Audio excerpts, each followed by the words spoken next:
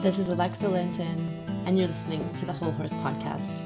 I'm coming to you from the Cowichan Valley on beautiful Vancouver Island in Canada, and I'm excited to be bringing amazing instructors from around the world to share their knowledge about all the ways that we can keep ourselves and our horses well and happy, and about some of the cutting edge techniques, training, and different aspects that are coming into the horse industry and changing it from within.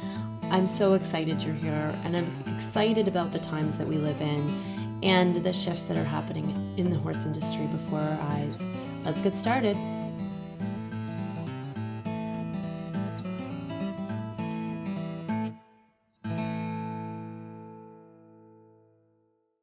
Hi everyone, it's Alexa Linton here, and you're on the Whole Horse Podcast.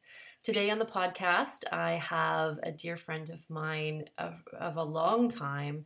Other people would probably call her a trainer, but as we've discussed between her and I, she plays a very important role that's a little bit difficult to define. And so I'm so excited to have you here, Christa. Thank you for joining us. I'm excited to be here too. We're here with Christa Miremadi. I think the first time we met, Christa, was when we did the workshop with Linda and Bowling. Yeah, that's right. Way back when. I'm going to say that was like 12 years ago. Yeah, that's about the number I was thinking of too. Yeah, maybe 2006. It was a while ago. Yeah, and I met Christa there, and she was, sharing her beautiful work with. I think there was lots around zones of horses and this idea of your business, horsemanship from the heart, and really working with horses on that level already. Yeah, I think we also had a little bit of work on the elements of the horses at that time yes, too. That was the other thing that I really, really enjoyed. And so I would say, very much you're ahead of your time. It was really cool to see that. I think it was one of the first, experiences I had. I'd been doing natural horsemanship and different things, but one of my first experiences with the blending of the work that I was doing with equine sport therapy and working with horses and horsemanship. Right, yeah. You know what I mean? And I think that's one place, there's many places where you really, bring so much, but that's one place for me that really stood out. Right. Yeah. So, that was a pretty cool weekend. It was really fun. Yeah, it was sort of a first for me, and I felt really honored to be there with the two of you. And I think it was one of those things that kind of sparked something in the universe. It did. Alexa, Linda, and Chris together, and boom, something was born. It just worked for sure. Yeah. So for those of us, the people out there that are listening in that don't know you, we share a little bit more about you, about the work that you do in the world and how it's evolved over the years. That's a pretty big question, but. Yeah, this is always one of those questions where it's like, where do you start, and how big do you answer, or how refined do you answer? Totally. So please feel free to guide me if you feel like it's going off in the wrong direction, or not filling in the answers that you were looking for. But basically, long or short, I was inspired years and years ago to learn more about horsemanship and communicating with them in a more natural way.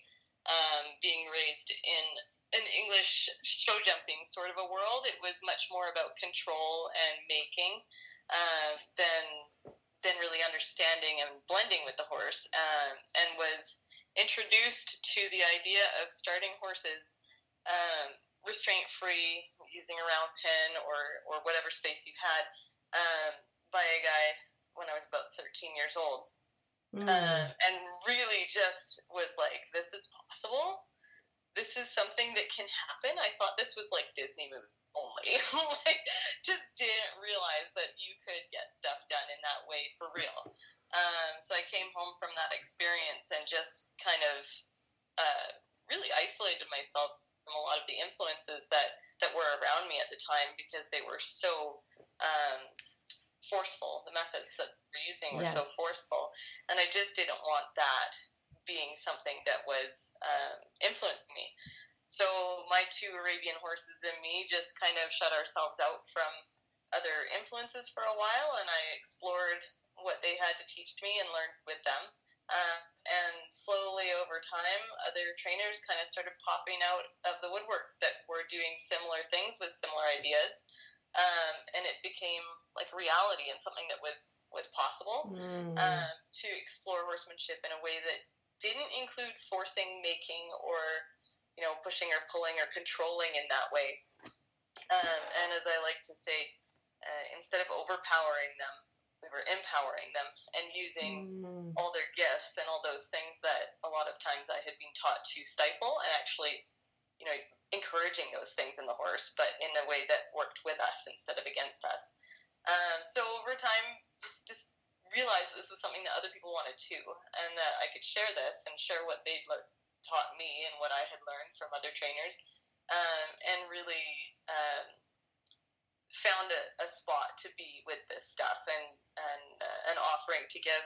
And it's kind of amazing, you know, it's amazed me over the years how many people really want to learn it. Yeah. And how hard it is to find sometimes the right person to teach you.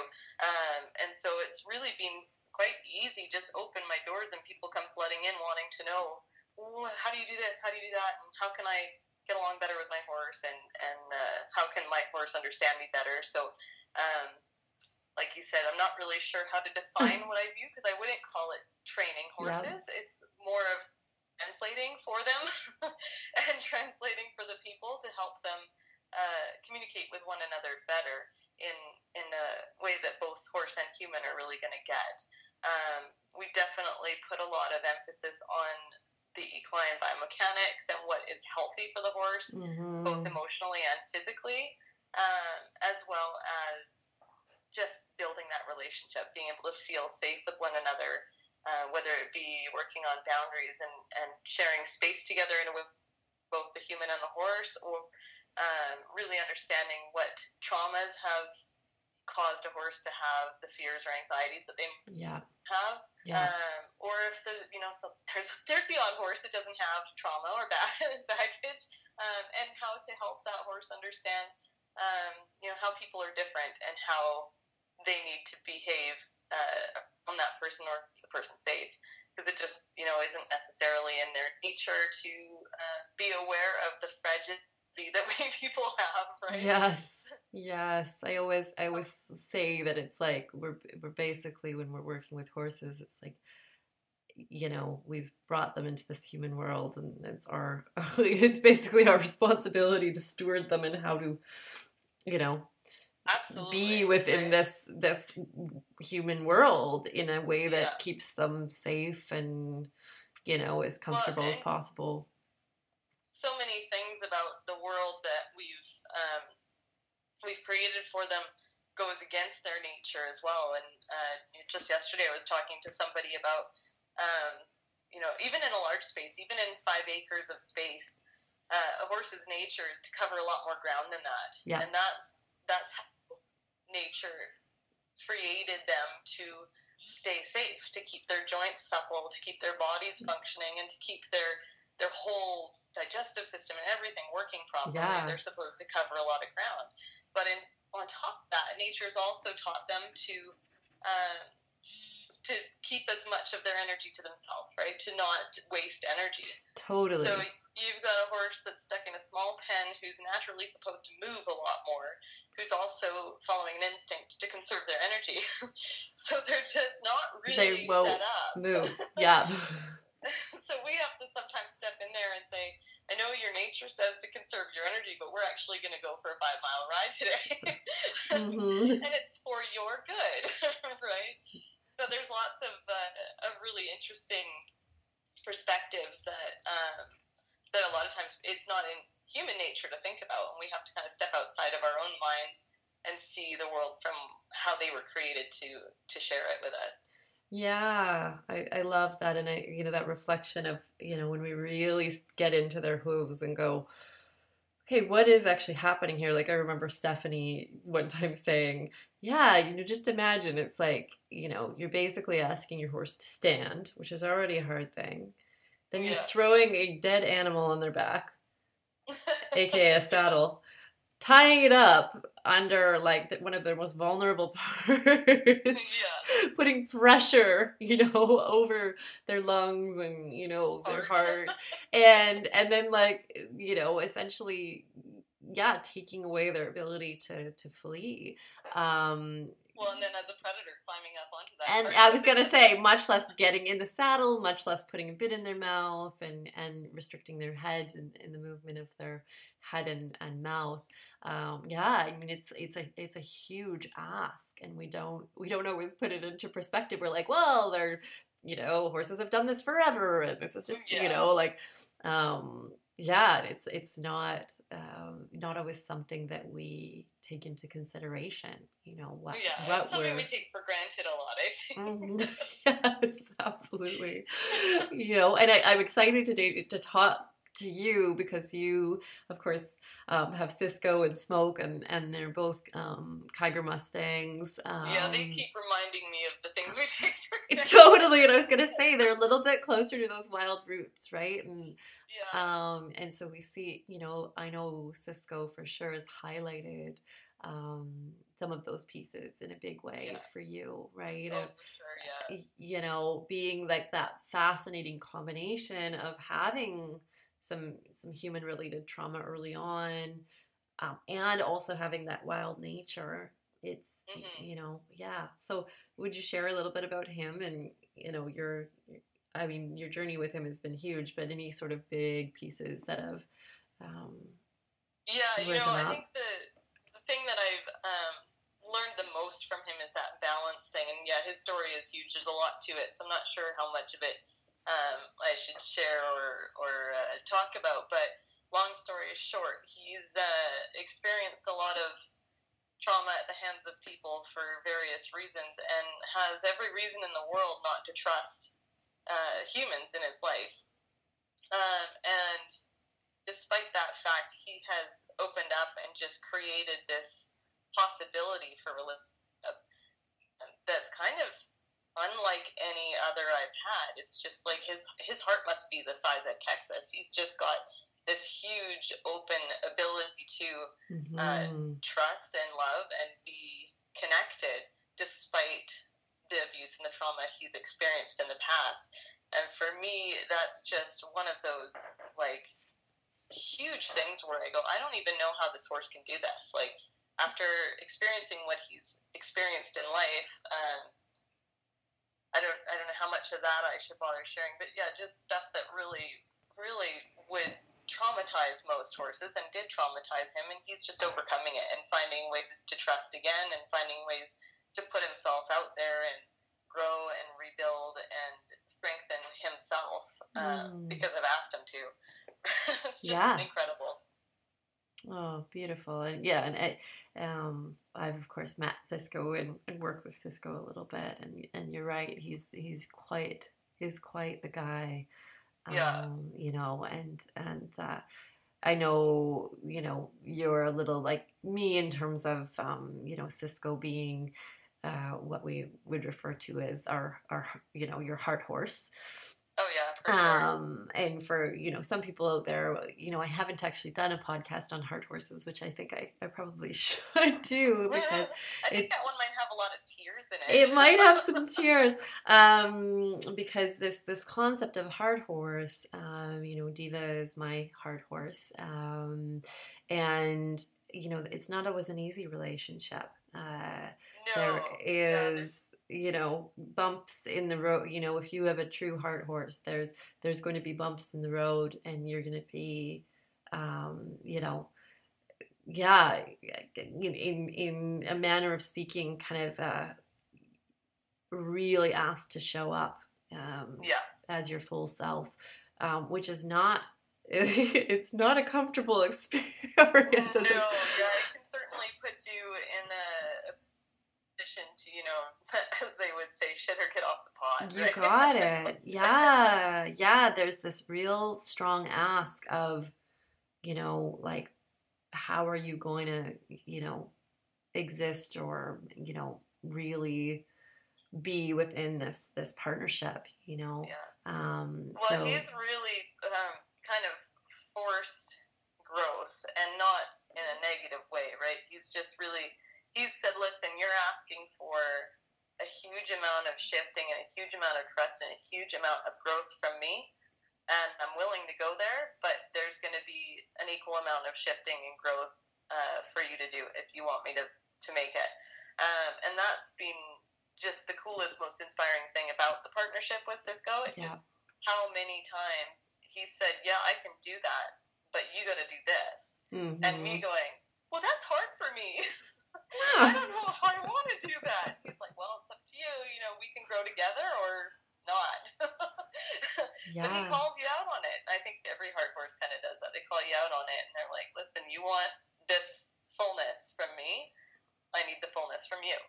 Yeah, I mean, it goes for every piece of it. It's like, you want me to trust you, you need to trust me, like, you want me to be like, showing up in this like incredible way. You got to do, you got to do your work, right? And so I guess with Cisco, it sounds like he's been a real key to the evolution of your work.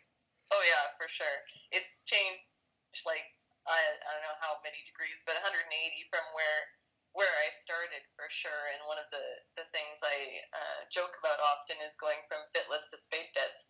And he was a big part of that, right? Mm-hmm. There's the beginning when I just didn't use bits. We rode any which way without having anything in the horse's mouth.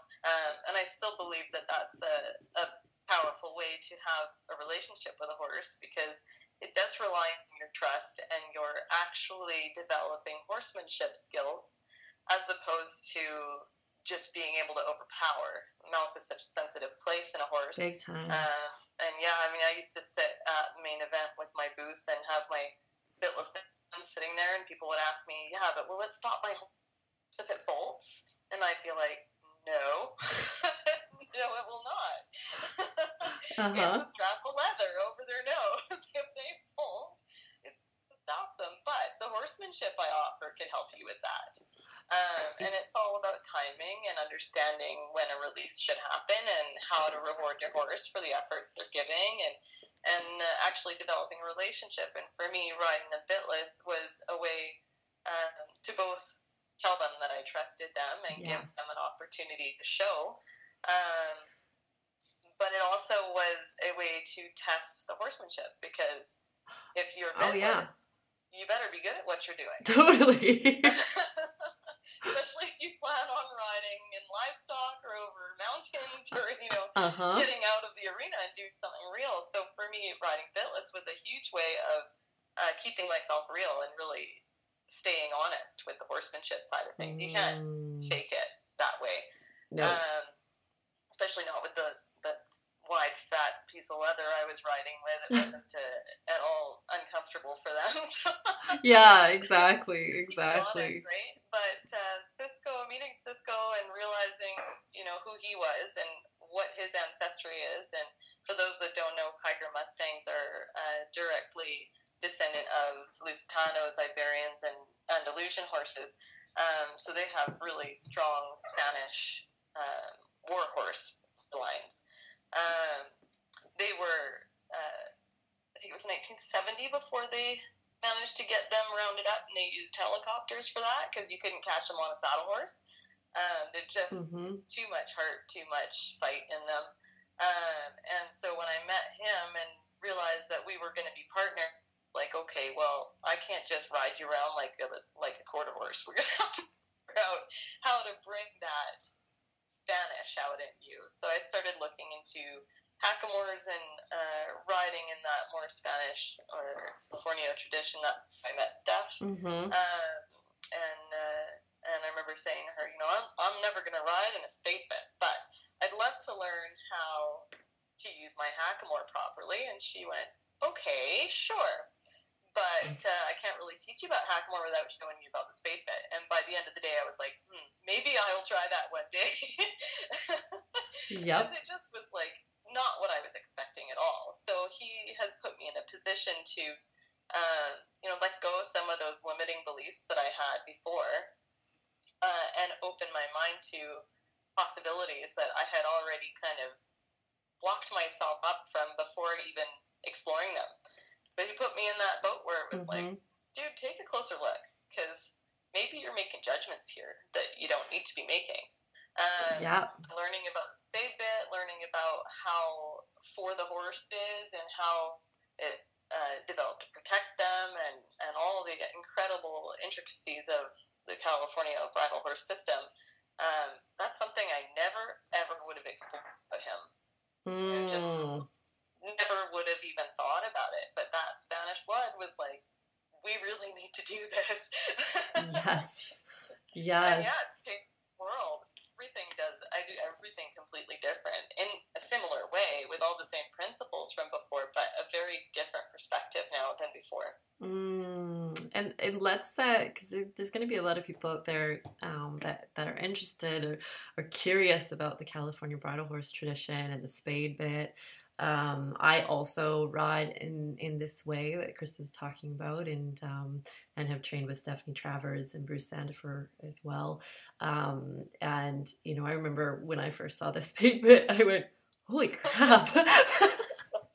It's so for anybody who hasn't seen one, it's about. They're intimidating. They're very intimidating. It's a couple, almost like a few pounds of metal, and it weighs more than my Chihuahua puppy. Let's just put it that way.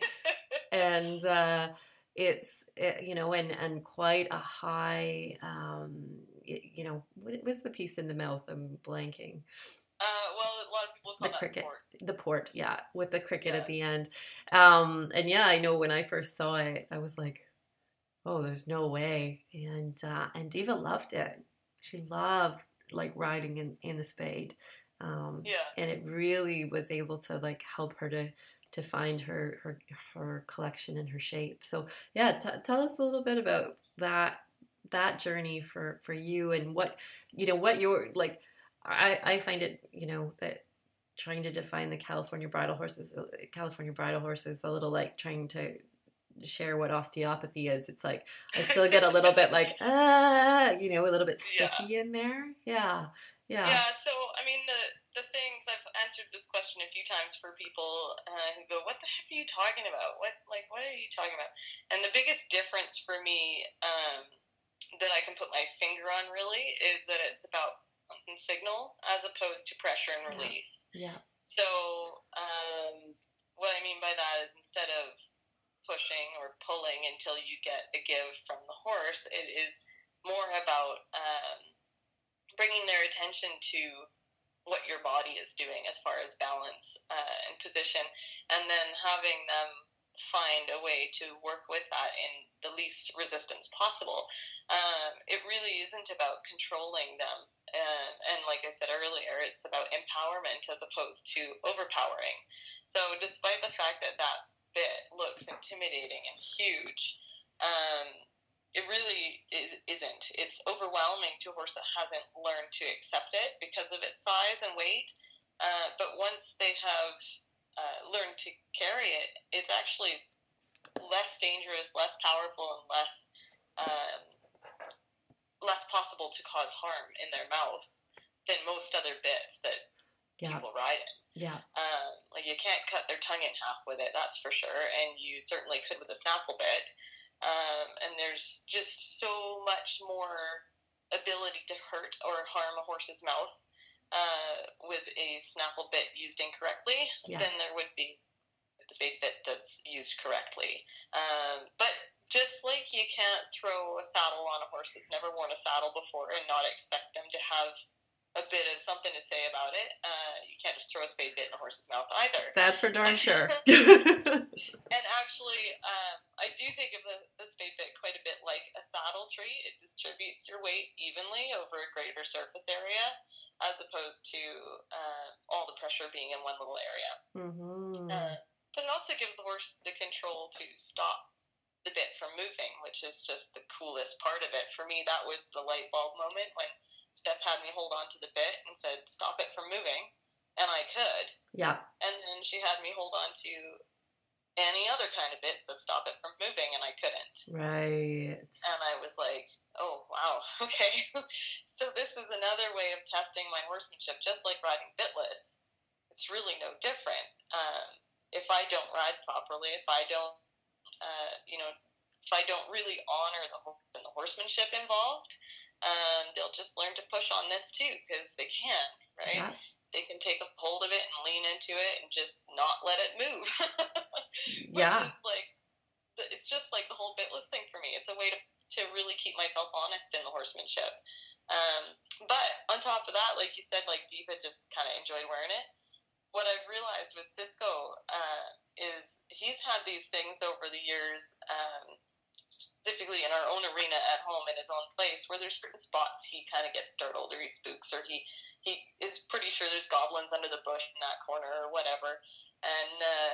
And for years he's been trying to tell me about the goblins under the bush in certain spots in the arena. I know those goblins. Put that spade bit on, and he just owns it. He doesn't look at anything. He just plugs along happily.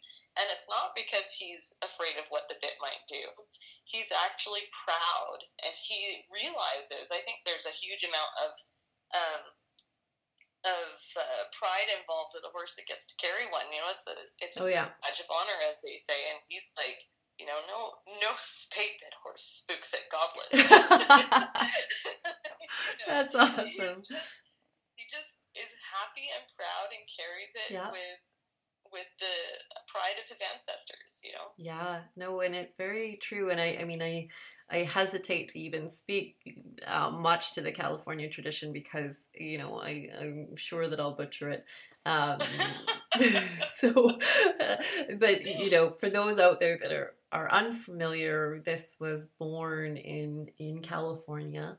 It was a blending of several different worlds, and it was I believe like sort of late 1800s ish.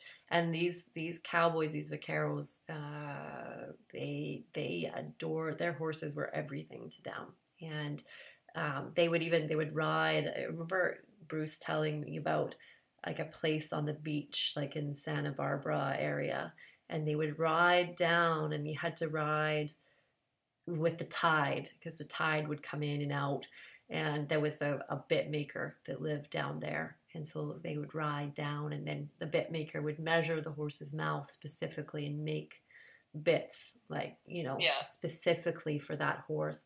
And realistically, you know, these you know, I even hesitate to call them cowboys, but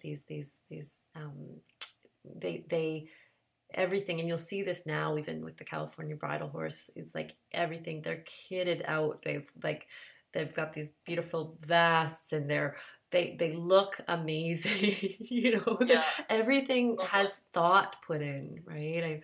Well, and they decorate their partner. And big I say time. Partner because that horse is not their horse. Their partner, that's their everything. And as that horse develops and learns and starts to perform better for them, they start decorating them and putting more silver on them and putting more of the expensive equipment that they've earned and they deserve. And I think you and I would see the same on the fact that they really understand energy and the intention behind something. So when that cowboy was ready, or vaquero was ready to put their finest silver in the horse's mouth, that horse was feeling a huge amount of gratitude and honor and pride that went along with that. So I don't think it would matter what you put in the horse's mouth. He would understand that represented his owner's pride or his partner's pride, and that it was something to be proud of accomplishing. Yes, and they called these horses the velvet-mouthed horses because they never put bits in until they put the spade bit in, and that came later after they trained in the hackamore with the Boselle, and they went from up into the two rein. Essentially, they graduated into that, and they would ride them in that hackamore, just packing that bit and getting used to it. which is kind of the phase that me and Diva got to, you know, a little bit beyond, where she was just like, oh, I can pack this around. You know, it's just really beautiful to see, you know, I just remember hearing stories of, you know, cowboys going out, or vaqueros going out on the range and like, you know, betting each other, hey, well, I'm gonna ride today with 3 mane hairs attaching my you know, bit to my, you know, my reins. Attach the rommels. The rommels, yeah, exactly. And the other cowboy, I'll do it with 2, you know. So they're basically like, you know, really in this space of feeliness, which is, you know, speaks volumes of the respect and the honoring that they had for their horses. So for sure. And you know, one of the things when I first met Steph and listened to her talking about bridle horse development and how it was kind of one of those things where you don't just buy a DVD or a book. So, you know, good luck Google searching it and getting a lot of info that's going to be helpful in any way, because you have to know the people who are going to help you and teach you. Mm-hmm. And it was passed down from, you know, the guy that was bringing up a new cowboy and wanted him to know the good stuff and taught it to him in person, right? And it just actually made me think so much of the Tai Chi world that I've been involved in. Yes. You don't learn that from a book either. It's handed down from master to master. And even, you know, there were times where they would hand down fake Tai Chi, where they would actually teach the wrong thing because they didn't want the real, honest-to-goodness truth being accessible to everybody.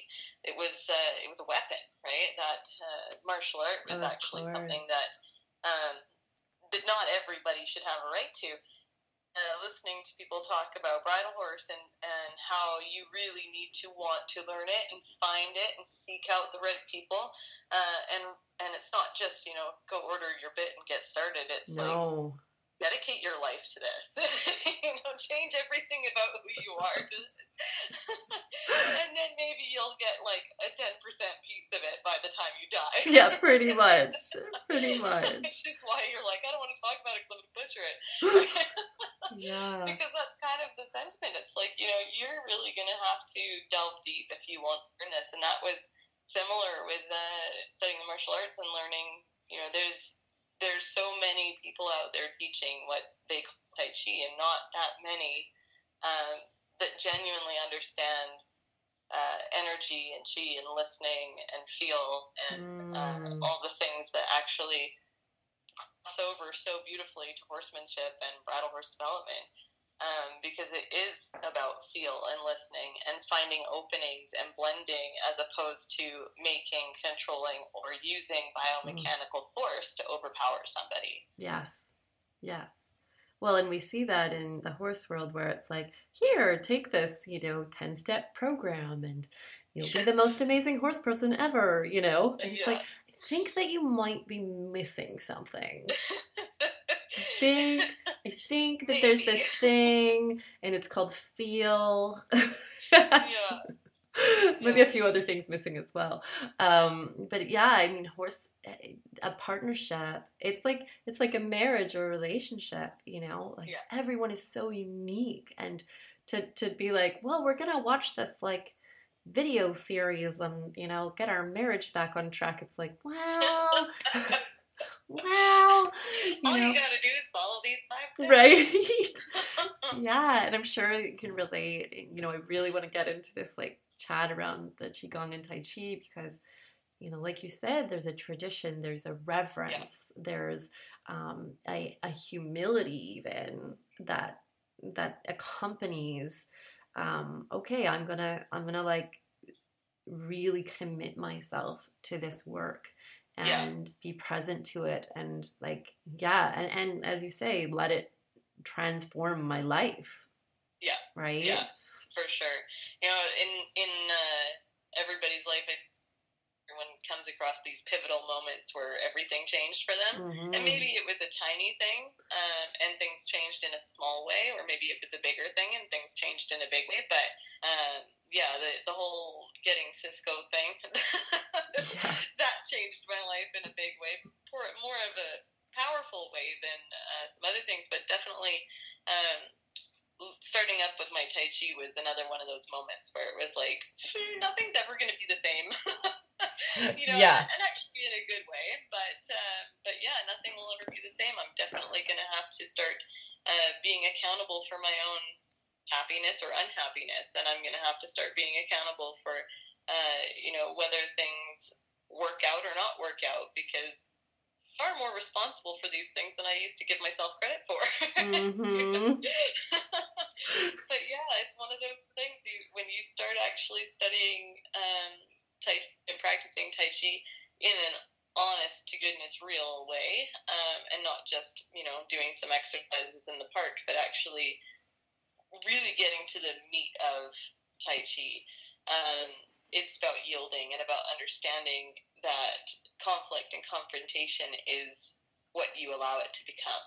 Being able to find the opening where maybe before you couldn't see the opening, right? It just looked like a brick wall in front of you. But there is not ever just a brick wall. There's always an opening. There's always a way. Yeah, and finding a way to dissolve blockages and find a way to release the brace, whether it's in your mind or in your body, or even in your partner's body. Like, there's so many times where we actually have the power to help release a brace in another individual, whether it's a horse or a person. Being able to find a way to be soft with that individual that you're in some sort of a potential for conflict with.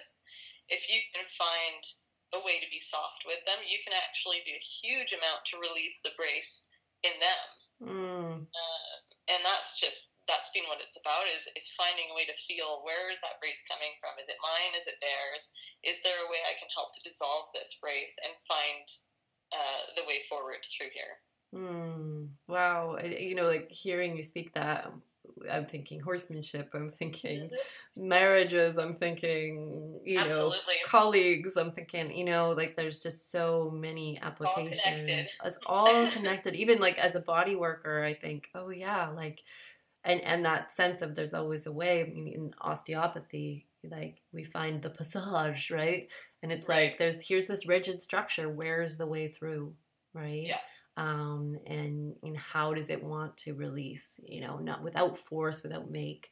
So it's so, I always find that a fascination of like when so many things, have these innate similarities, these innate, ways that they are alike. It speaks to me of truth, I suppose. Totally. I was just going to say, I think, for me, like, again, learning the bridle horse thing, listening to Steph that first day when she was introducing me to Steph, it was like, she might as well be talking about Tai Chi, right? The things that she was saying, she might as well have been talking about Tai Chi. And one of our strong core beliefs in Tai Chi is that everything is connected, and that really there is no separation between you or me or that tree or the ground or whatever. It's all one and the same. And obviously there's a physical difference between my body and yours, but the energy that travels between us is all connected. It's all the same energy, which is why it's actually possible to dissolve your blockage when I work with you. Yes. Yeah, exactly. And then finding those, being the student of what are the ways to do that, really. How do I understand myself and others, more so, not from a place of wanting to manipulate anything, but just to know, so that we can be a relief. Because I think with horses, they're going to want to hang with us if they feel relief, calm, and, a sense of relaxation in our presence. For sure, yeah. Right? Because that's what they look for in their herd mates. And, they're like, hey, I want to, I'll be here more. Yeah, this is comfortable. And have you found that with like Cisco and Smoke? Have you found that through the work with Tai Chi and Qigong, that they have really wanted to be with you more? Well, they definitely have wanted to be with me more over the years, and I don't presume to know exactly why that is, but I would assume that there's a large part of it that is as my understanding myself better and being able to control my own energy better, present them with a more stable energy, as well as all the relationship building that we've done and the time over the time and stuff. There's just so many factors. It's hard to put your finger on one thing and why that's improved the relationship. But that brings me back to that whole it's all connected piece again, and we just go full circle where it's like, yeah, that's a part of it for sure, but so is everything else. So is everything else. Absolutely. You know, yeah, there's always like multiple factors. I know one of the big ones that you'll understand because we've had so many conversations about anxiety and dealing with being in front of people and stuff like that, and that's not my strong points.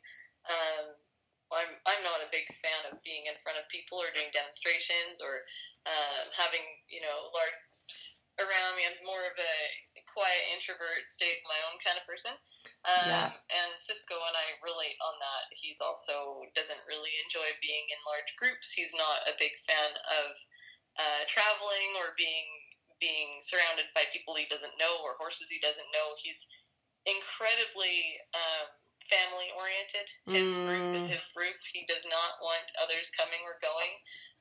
If you take one out, he's upset about it. If you bring a new one in, he doesn't want them talking to his buddies. You know, he's extremely attached to his sense of normal. Right? Totally. And doing Tai Chi and learning to control my breath and control my breathing and thereby control the level of anxiety I allow to take over has given me an ability to give him something to reflect, which I think as horse people, we've all heard horses are mirrors and they look like we represent or what we need to be aware of. Another thing with him that has changed my life is he's gone, hey, you know that thing that you've been kind of brushing under the rug about being anxious around people? Well, I'm going to shine like a beacon in the night and show that you're going to need to work on that because without you, I can't do it. So yeah. He's kind of just pulled it out and being like, let's deal with this, shall we? And how does that look like in real life? How's that happen? Oh, there's good days and bad days, right? There's days where I'm better at it than others, and I think I've just learned to be patient with us both, where I can say, today's one of those days where I'm just not as good at it as I am going to be tomorrow or the day after or I was yesterday. But the big thing is noticing that it's in us both, right? I have some anxiety, he has some anxiety, and it's kind of like the blind leading the blind. You know, we both have to do our work in order for to work out. So we've been working hard over the last I don't know how many years to expand our comfort zones and be able to travel together. And I mean, you've been firsthand witness to I was going to say. And recently I put you in a situation. But you know, like Smoke, he's bold. He's a confident little dude, and despite the fact that I have anxiety about traveling and being in front of groups, he goes, "Hey, I got your back. It's cool. You can be anxious, and I'll still do the work." Right? Whereas Cisco doesn't allow me to get off the hook that easy. Right? He doesn't. No. He's like, you know, if we want to do this together, you're going to have to be the leader in this situation. And I think it's a little too easy sometimes to rely on our horse to cover our butt in certain things. Oh, yeah. And don't get me wrong, I really appreciate that about Swift because it's nice to have a break once in a while. To feel a little bit less responsible for the overall success. But Cisco certainly, he's like, don't miss this opportunity. I'm bringing forward an opportunity for you to develop yourself, and if you miss it, you'll regret it, right? Yeah. I mean, you know, I know watching Christa just came to the Cowgirl reunion, and it's one of our amazing helpers, and you know, it was a challenge because, you know, we you know, sort of asked a little bit more, and you know, you brought Cisco, and he often has that, you know, what we like a little bit of a reaction to traveling, right? Yeah, he's got a few triggers for him. The biggest one for him is confinement, is the small space that is required for living when you're doing a camping thing, and for him being surrounded by high fences in a small space is like his worst nightmare. For sure. Yeah. Yeah. You know, but it was interesting watching you over the couple of days, because he started he's like, okay, Mom, like, I think I got this. Well, yeah, it was a really interesting, again, pivotal moment, because I was on the fence about whether I should take him away, because he was shaking, he wasn't eating, he hadn't drank anything, he was, you know, giving me that sense of, you're gonna kill me here, Mom, if you don't get me out of here, like, actually colic or die. And it was a big decision to give him the chance to stay. And there's a difference there. Can't even put my finger on what the difference was, but in the past there was no question. It was, he needs out of here, I got to get him out. And this time it didn't have that same sense of urgency. I knew he was in a rough spot, but it almost like he was asking me, can I do this? Is this something that I'm capable of? Yeah. And I had to either take him out of the situation, which would have answered his question, no, you're not capable of this. Or I had to say, yeah, I believe you are, and give him the opportunity to live up to that belief. And that's honestly what it felt like. It didn't feel like him asking me, can we go, or I'd like to go. It was like he was saying, can I do this? Like a genuine question. And so the day that I decided to let him stay, I left the site for the whole day because my energy wasn't really helping, and I had to be like, yeah, you can do this. Yeah. See you later. I gotta go to Pritchard and check on the horses. Yep. So I hopped in my truck, I drove away, and I spent the day off site. When I came back, he was eating and drinking, and he was like, you were right, I did it. And it was a big learning day for both of us, because I had to not nurture the victim. Yes, totally. And he got to see that, you know, his actual capability, and well, and it would be so easy for me to take myself out of, like, I love everybody at the Cowgirl Reunion. It's not a situation that's super uncomfortable, but it is a large group of people, and I have challenges with large groups of people. So for me, it's so easy to say, oh, my horse needs to go. And take it as an excuse to remove myself from an uncomfortable situation, right? Yeah. So it was that moment that was true for both of us to say, no, you can do this, and so can I. And we both had to accept and step into our power that day. Wow. Yeah. What a great reflection. Yeah. And he did awesome. He was just a superstar throughout that. He really rocked it. After that, it was like, put on the bit, let's go for a trail ride. Let's do it. By the way, you guys always look so impeccable when you ride. I'm so jealous. I you know, it makes it easy to look good. Oh my God, I am such a ragtag when I ride. I don't know if I try to be just, you know, like it's a rebellious little streak in me, but I kid you not, I never match on my horse ever. And I think Diva's okay with it. She doesn't seem to mind very much. But I remember one time I was in the Bruce Sandifer clinic, and I came into the ring riding bareback in my hackamore with my Birkenstocks on, and I think I may have had a tie-dye shirt on or something terrible. And I think Bruce just took one look at me, and he's like, oh dear. I know what he said. What did he say? Are the F-bombs allowed? No, they're not, but you could, like, you know, yeah. But no, he had a few quotes that were pretty good. I actually wrote a few of them down. That We I can imagine. Oh God, it's like a talent of mine to just look kind of ridiculous when I ride. I like the Birkenstocks, though. That's The Birkenstocks, that took it to another level. You know, safety first, everybody. Granola horsemanship. That's exactly what it was. And I still do that. I like rode bareback the other day, and I had my Birks on, and I like put them on the fence post. Yeah. And rode out barefoot. Right off your feet. Completely. So this is what we do.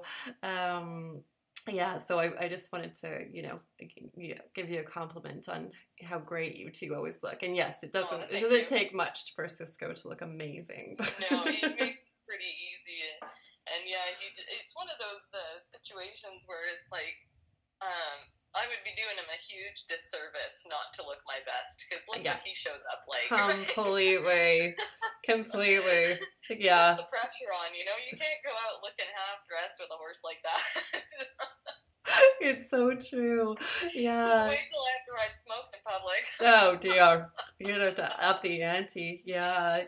Tell us a little bit about Smoke. We've chatted a little bit about him, and I'd love to give him a little airtime because he's super cool. Yeah, well, Smoke, I got Smoke mainly because of this incredible horse, Cisco, that had inspired me in such a huge way, but had come to me with such baggage and with so much history, and just was like, man, if this horse could be this cool with the amount of baggage and stuff behind him that he's had, how cool would it be to have a horse like this that didn't go through that? Totally. What could be possible with this kind of horse? Yeah. And I was an Arab person my whole life. It was just Arabian horses, and I still love them dearly. But when I met Cisco, it was not my intention to get a Kiger Mustang, and it was not my intention to delve into the Spanish bloodlines. It was totally by chance that we ended up together, and totally by accident that I discovered how amazing this breed is. So yeah, once I realized, Cisco's getting up there. He's 16 or 17 this year, and with the baggage he's got behind him and the years of ill-fitting saddles that have damaged his back and everything else, I know that his stamina won't last forever. So wanting to get a young horse that could start to relieve some of his hard work and give him some much needed time off so he can last as long as I can possibly have him last. It was my intention to get a young Kiger Mustang that was unmessed up, shall we say, that had not had baggage and not had poor handling, and that I could really see how great is this breed when it doesn't have the history that Cisco had. So I started looking, and my shopping list was really quite easy. It was just, I want something young that hasn't been backed yet. I don't want any training on this horse. I want it to be, fresh. Nobody rode it before it was too young to be ridden or whatever. And quickly discovered two things. One is Kiger Mustangs that have been gathered off the range are not allowed to leave the USA for a year. Oh. So because they're an American history piece, they're not allowed to leave the USA for a full year. So even if I bought a weanling out of an auction, it would need to live somewhere in the U.S. for a full year before I could bring it home. Oh, wow. And that would mean handling and care given by someone I don't know, and possibly just getting a horse baggage depending on who was looking after him. So then I decided, okay, I'm not going to get one that's gathered off the range because I need it to come home right away. I don't want to leave it in unknowns for a year. So then I was looking at captive bred Kigers. And the next thing I discovered was it's virtually impossible to find a horse that's under 3 years old that hasn't been sat on yet. Wow. Yeah, it was like impossible. Every horse I found was, anywhere from 2.5 to 18 months old and had 30 days of training on it. Oh my gosh. And by the time, they're offered for sale, they've put 30 days on because they're more valuable that way, right? But it didn't really matter how old the horse was. They were going to put 30 days training on before they offered it for sale. So that was a bit really, I have firm beliefs about the age a horse should be when they're backed and ridden, and how much pressure should be put on them in a physical way before a certain age. And it was really my goal to make sure that whatever horse I had was going to have extremely minimal riding before they were about 6 or 7 years old. So I found, searching around on online, I found a Facebook page for a place called West 12 Kiger Ranch. Oh. And they didn't have any new posts, but I was flipping through their pictures and realized that there was this colt that had been pictured at a couple of days old, trotting alongside its mother, and just like it was one of those moments where you looked at it and you're like, that's him, that's the horse, that's the one I need. And the picture had been posted a year ago, and I thought, okay, so if this picture was posted when this horse was a few days old, and it was posted a year ago, this is, just over a yearling. I wonder if it's available. So I messaged the lady, and I said, I noticed this picture of a horse you had on your website, and was wondering if you were selling him. And so she wrote me back, and she was like, wow, geez, I posted that a year ago. Yeah, I am. I've got him and his brother, and they're both bred to be my future stud. But one of them will be for sale, and I don't know which one. If you're interested in him, his name was Maho Canyon. If you're interested in him, I would sell him to you. And I said, yeah, let's do it. So wow. I bought him having never met him in person, which is the first time I've ever done that. I've never bought a horse sight unseen before. But he lived in Lodi, California, so it was a bit of a drive to get down there. And I just had that, no, this is the guy, I got to get him. So I did. I bought him, and she put him on a truck, and he spent 21 hours in transport, and eventually showed up and was like, hey, I'm Smoke, what's up? Just got out of the trailer like he owned the place, and was like, is this where I live? Thanks. Get out of my way. I want to have my hay now. Oh my gosh. just had so much confidence and pizzazz and bravado, and was like, the coolest little dude. So that's who he is. The cool stuff about him that I found out after the fact, after already seeing the picture and deciding he was the one, was he was raised with almost no handling. She was very, very diligent about leaving the Kigers to be horses that she bred. And colts were in a herd of studs.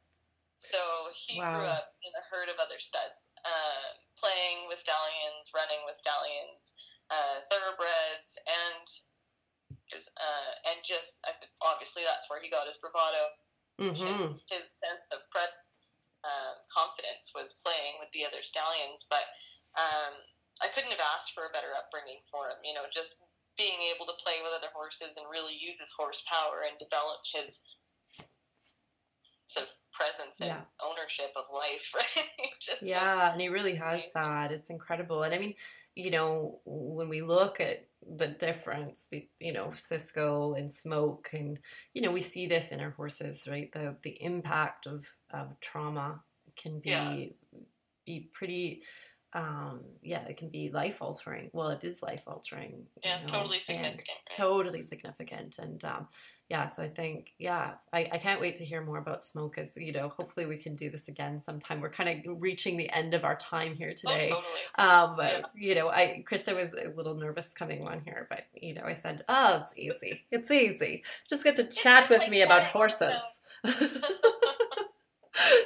It's so simple. So I wanted to ask you, Krista, before we finish, a couple of things. One is, how do people get in touch with you? Okay. So I've got a website, horsemanshipfromtheheart.com. You can check that out. Great.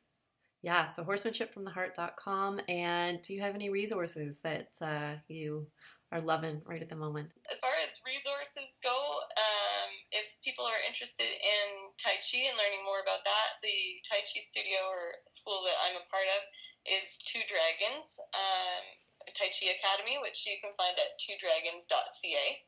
And Christa is on the Lower Mainland in British Columbia, Canada. Yeah. Yeah. Great. And then if anyone is interested in learning more about bridle horse development, good resource page is CaliforniaBridleHorseAssociation.com. Fantastic. And that's Bruce Sandifer's that's Bruce Sandifer's association Great. that he's part of. So that's a good place to kind of get a little bit more information. But yeah, either the website or Facebook is a good way to get a hold of me if there's questions or anything like that. Great. Thanks, Christa. Thank you, Alexa. Yeah, it's been such a pleasure. Yeah, so fun to talk to you as always. And before we finish up, everybody, I just want to thank our listeners, because I know it is a commitment to take time out and have a listen. So we're really grateful that you tuned in today. And thanks, Christa. It was really fun. I hope we can do this again soon. Anytime, Alexa. Yay. And to everyone out there, have a wonderful day, and we'll be connecting with you again soon. Okay, bye for now.